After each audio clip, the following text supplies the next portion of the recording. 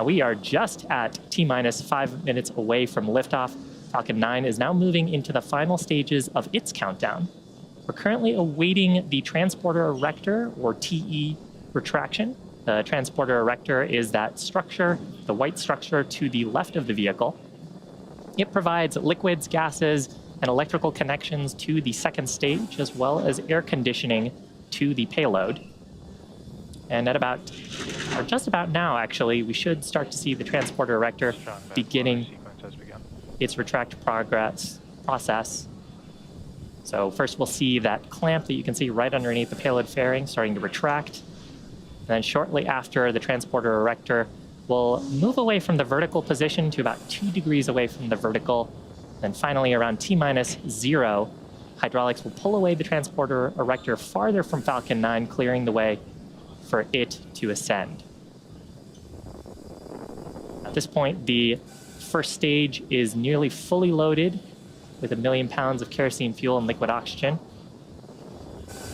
Keep an eye out here for the transporter erector now on the right side of the vehicle. Should start to retract away shortly. Now, super chilled liquid oxygen, which you can actually see some of the gas clouds forming from, that's our propellant oxidizer. It forms those white clouds around the rocket as it comes into contact with the moist Florida atmosphere. We're constantly topping up the propellant in these final minutes until liftoff, and those small oxygen vents overboard form these clouds. There's transporter erector retracting to that 2-degree position. Coming up in about 15 seconds, we should hear a call out for prop loading complete on the first stage.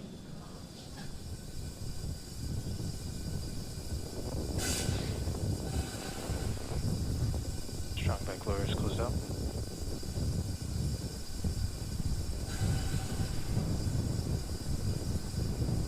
And then coming up shortly after that will actually be a call out for the second stage completing its prop loading.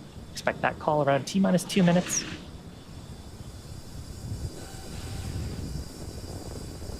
You can see a little bit of the wind there. Still gentle enough for ascent today. Now, after T-minus 2 minutes, the next activity will be at T-minus 60 seconds. That's when Falcon 9 will transition into startup. That's when Falcon 9's internal flight computers will take over the countdown until essentially through the rest of the mission.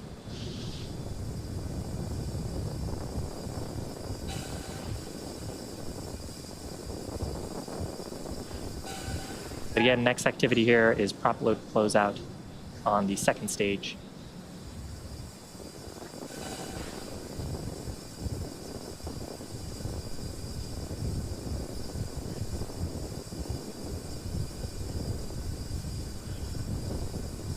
Locks and fuel load is complete. With that, Falcon 9, from a prop perspective, is ready to go. Team still not working any issues on Falcon 9. That venting you're seeing there is nominal. Again, that's liquid oxygen from the transporter erector.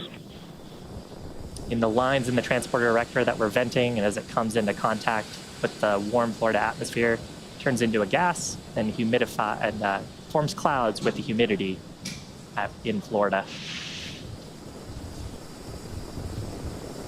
Coming up, transition into startup. Shortly after, we'll hear the final poll from the launch director, giving their go for launch.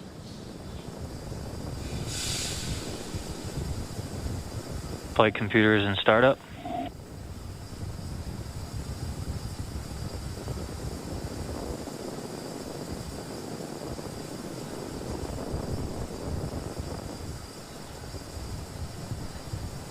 Falcon 9 Starlink LD is go for launch. Fantastic news. So with that, launch teams in the vehicle looking healthy, ready to go for launch. T-minus 30 seconds to go. Why don't we listen in to the terminal count? T-minus 30 seconds. For Falcon 9 taking our Starlinks to orbit.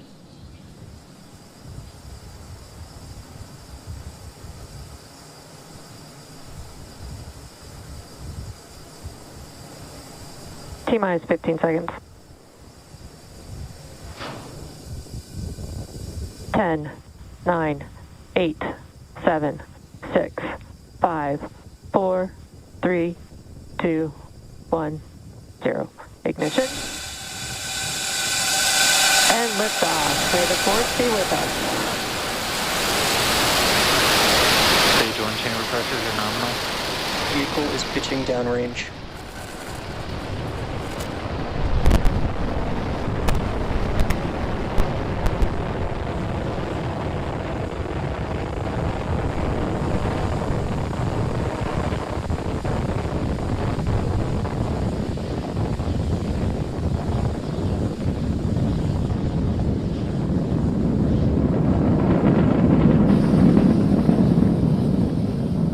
Plus 40 seconds into flight, Falcon 9 has successfully lifted off from our pad 39A at the Kennedy Space Center, carrying a stack of Starlink satellites into orbit.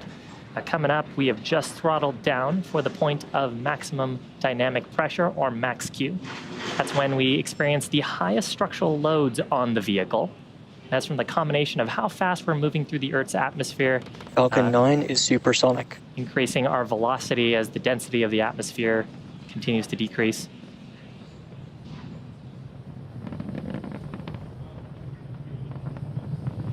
Max Q.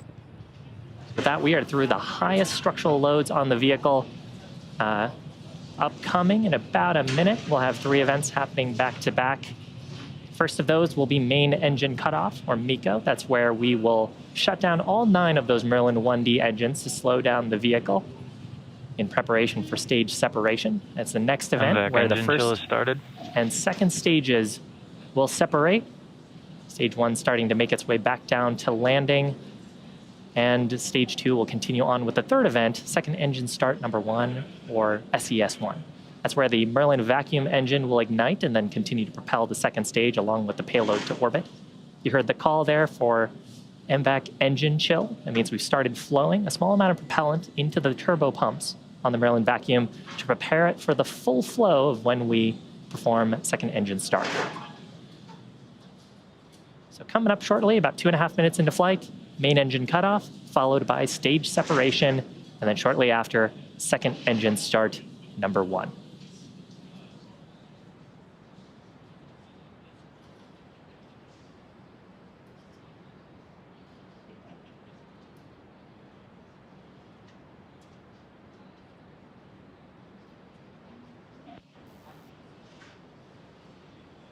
Stage separation confirmed.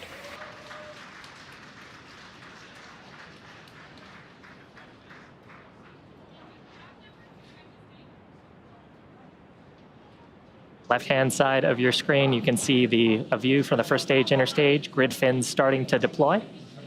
Second engine start complete on the right-hand side, that glow of the Merlin vacuum engine. Shortly, we'll see fairing deployment. Fairing separation confirmed. View from inside the fairing halves, you can see them separating away from the vehicle. Now, as a reminder, we will be recovering that. Oh, awesome. You can see a view there of one of the fairing halves from going on back to Earth for recovery. As a reminder, we will be attempting to recover both halves with a contracted vessel named Sheila Bordelon. First stage, left-hand side of your screen, grid fins are fully deployed at this point. Those periodic bursts of white gas that you see are from our attitude control system. So the attitude control system giving some small puffs of nitrogen gas, reorienting the stage to get the engines down and the heat shield down for its upcoming events. Second stage burn continuing to look nominal.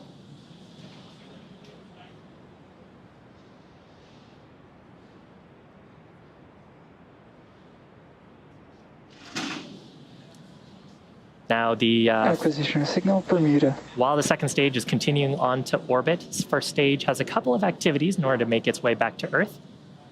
First is an entry burn. It'll ignite 3 of its M1D or Merlin 1D engines. And that helps to slow down the vehicle as we start re-entering the upper parts of the Earth's atmosphere.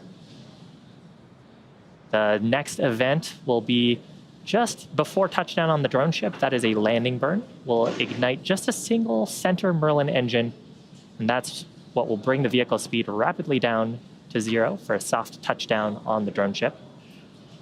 You can see the first stage reorienting on the left-hand side of your screen. Both stages continue to follow nominal trajectories. Fantastic news from the navigation officer that we're on our planned trajectories.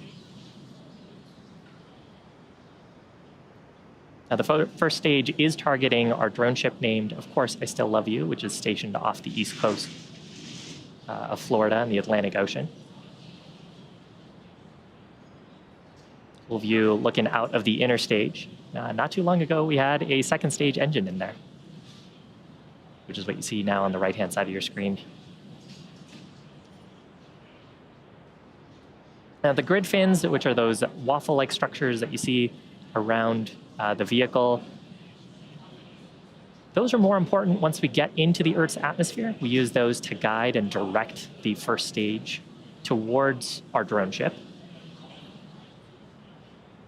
And so as we start getting more atmospheric pressure and force, as the density of the atmosphere picks up and our altitude drops, those grid fins start to gain control authority and help direct the first stage on its trajectory.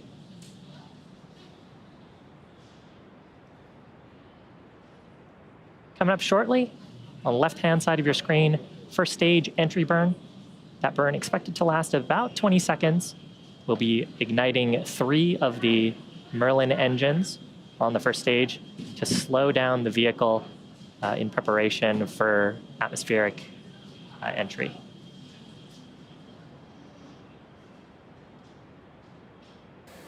Stage 1 flight termination system has saved. Stage 1 entry burn startup.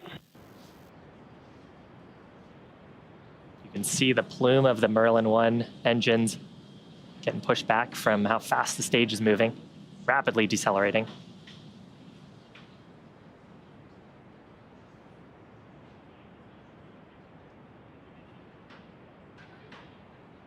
Stage 1 entry burn shutdown. So successful shutdown of those Merlin 1D. Continue to follow nominal trajectories. Successful shutdown of those Merlin 1D engines. Next burn on the first stage will be at just after T+8 minutes. That'll be the landing burn start, just a single Merlin engine there. And around the time that the first stage should touch down on our drone ship, the second stage will also conclude its burn with an event called SECO 1, or Secondary Engine Cutoff Number 1. Stage 1 transonic. Call it there for transonic, meaning that we are starting to pick up speed in the Earth's atmosphere, sort of in that in-between range between subsonic and supersonic, meaning faster, supersonic meaning faster than the speed of sound.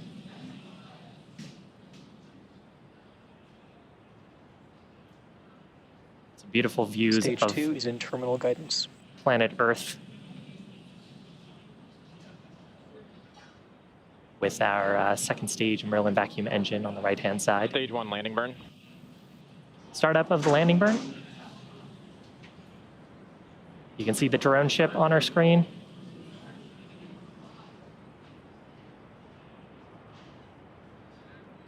Stage 1 landing leg deploy. Looks like we're coming right down on target. Now, listen out here for secondary engine cutoff. Stage 1 landing confirmed. There's a first stage Signal, Cape Canaveral. on the left-hand side of your screen. 9th recovery for this Stage booster. 2 flight termination system has saved. 82nd MECO. successful recovery of an orbital class rocket, and SECO called out at the same time, meaning the second stage engine has also shut down. Navigation officer will be doing a check of our Nominal trajectory, parking orbit insertion. and we are in a nominal orbit. So at that, second stage is going to coast in this orbit for the next about 35 minutes. While that's happening, you can take a look at this animation to see where we are in our coast phase. We'll be coming back here for a very short relight of the second stage engine to get into our payload deployment orbit. That'll be at about T+45 minutes. We hope to see you back then. Acquisition of signal, Newfoundland.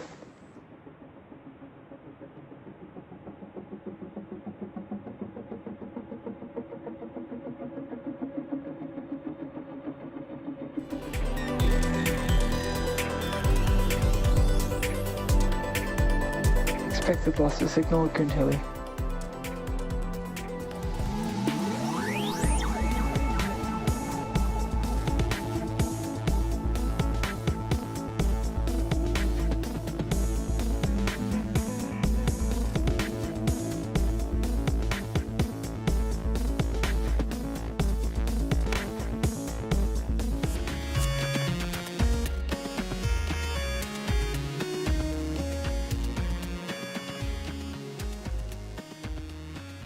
Welcome back to our Starlink webcast. Now, if you're just joining us, we had a successful liftoff at 3:01 p.m. Eastern Time from pad 39A in Florida. Successfully recovered our first stage for the 9th time, and we're awaiting the relight of our second stage engine for second engine start number 2, coming up just in a couple of seconds. This burn is going to be a very short burn, just 1 second, and that will help raise our apogee and perigee into the payload deployment orbit. So listening out here for the callouts. Hopefully we'll get a shot of the second stage's engine for that ignition.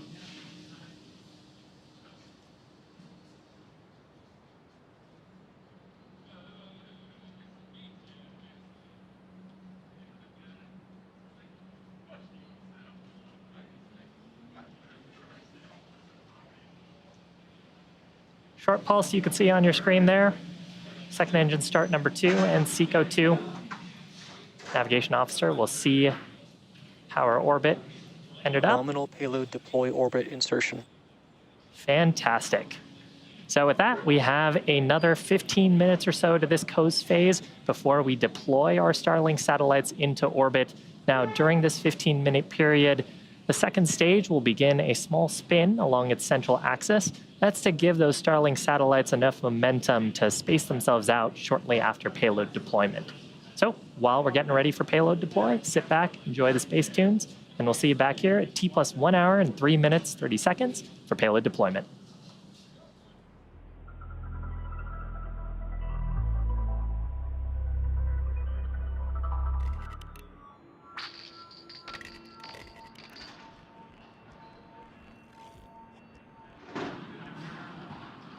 Welcome back to our live webcast for our Starlink mission. Now we're close to the end of today's mission. We had an on-time liftoff at 3:01 p.m. Eastern Time, successfully recovered our first stage booster, and our second stage, which you can see on your screen now, had 2 successful ignitions and shutdowns of its Merlin vacuum engine. Coming up shortly, we'll see payload deployment of the Starlink satellites. Now, 15 minutes since our last burn, the second stage has picked up a small rotation intentionally to help us separate out the satellites after payload deployment. And once the satellites have separated from the spacecraft, they will continue on with the rest of their mission, ultimately ending up in an operational orbit about 550 kilometers above the Earth. Fantastic shot of the payload separating away with the horizon of planet Earth. So shortly from here, the Starlink satellites will deploy their solar arrays, and then over the next few days and weeks, they'll use their onboard ion thrusters to make their way into an operational orbit. And that's going to bring our webcast coverage to a close. We want to give a big thanks to the Range and the Federal Aviation Administration for supporting today's mission. Now, if you're interested in Starlink service, head on over to starlink.com to find out more details. Thank you so much for joining us, and may the 4th be with you.